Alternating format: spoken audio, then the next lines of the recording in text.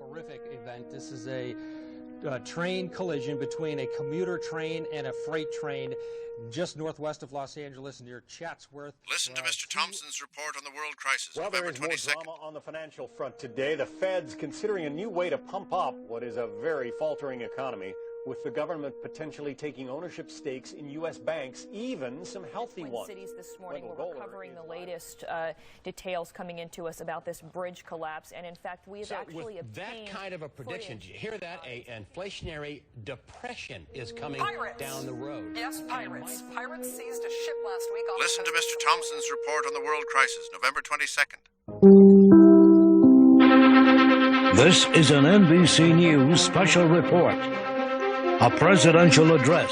The President of the United States. Today, as before, the fate of millions across the world depends upon the unity and resolve of the American people. Our country has shed more blood for the freedom of other people than all the other countries in the world combined. We are steeped in the tradition of honor and sacrifice for the greater good. We are proud of this heritage. I believe that Americans are once again ready to achieve this greater good.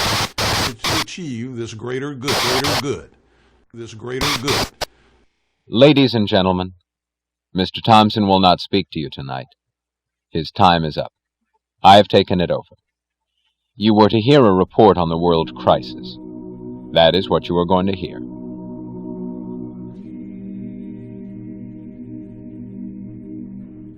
For 12 years you have been asking, who is John Galt? This is John Galt speaking. I am the man who loves his life. I am the man who does not sacrifice his love or his values.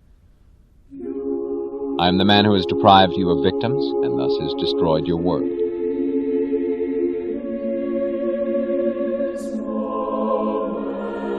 And if you wish to know why you are perishing, you who dread knowledge, I am the man who will now tell you. You have heard it said that this is an age of moral crisis. You have said it yourself, half in fear, half in hope that the words had no meaning. You have cried that man's sins are destroying the world, and you have cursed human nature for its unwillingness to practice the virtues you demand. Since virtue to you consists of sacrifice, you have demanded more sacrifices at every successive disaster. In the name of a return to morality, you have sacrificed all those evils which you held as the cause of your plight. You have sacrificed reason to faith. You have sacrificed wealth to need. You have sacrificed self-esteem to self-denial. You have sacrificed happiness to duty. You have destroyed all that which you held to be evil and achieved all that which you held to be good. Why then do you shrink in horror from the sight of the world around you?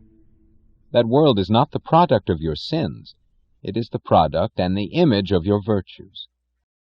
It is your moral ideal brought into reality in its full and final perfection. You have fought for it. You have dreamed of it. You have wished it.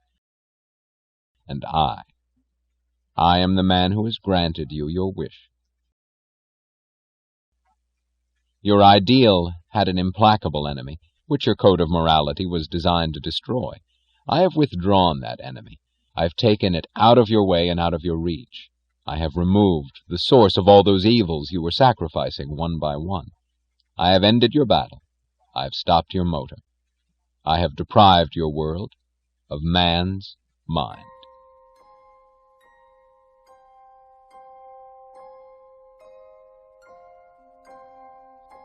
Men do not live by the mind, you say? I have withdrawn those who do. The mind is impotent, you say.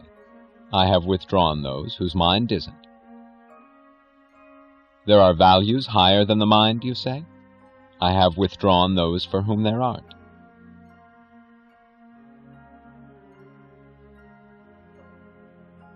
While you were dragging to your sacrificial altars the men of justice, of independence, of reason, of wealth, of self-esteem, I beat you to it.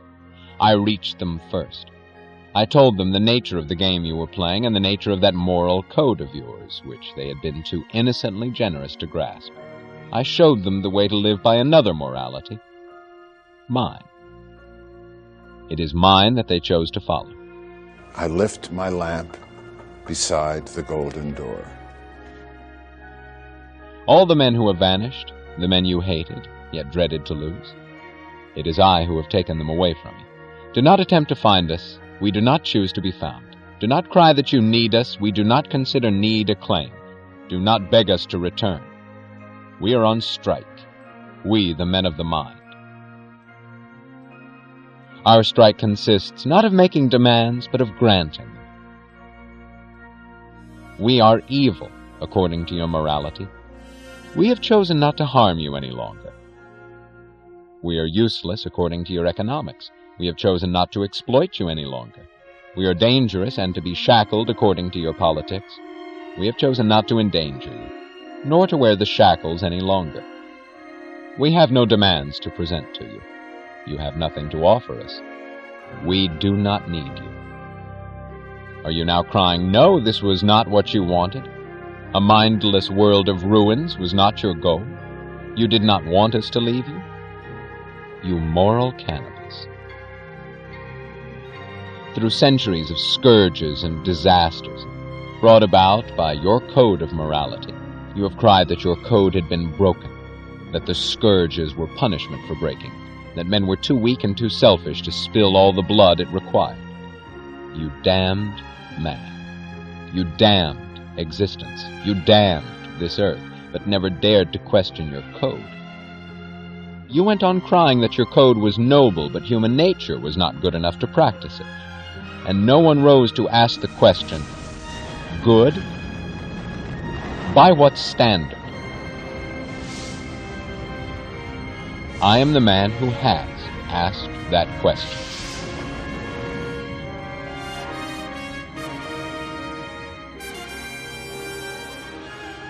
Yes, this is an age of moral crisis. Yes, you are bearing punishment for your evil. But it is not man who is now on trial, and it is not human nature that will take the blame. It is your moral code that's through this time. Your moral code has reached its climax, the blind alley at the end of its course. And if you wish to go on living, what you now need is not to return to morality, but to discover it.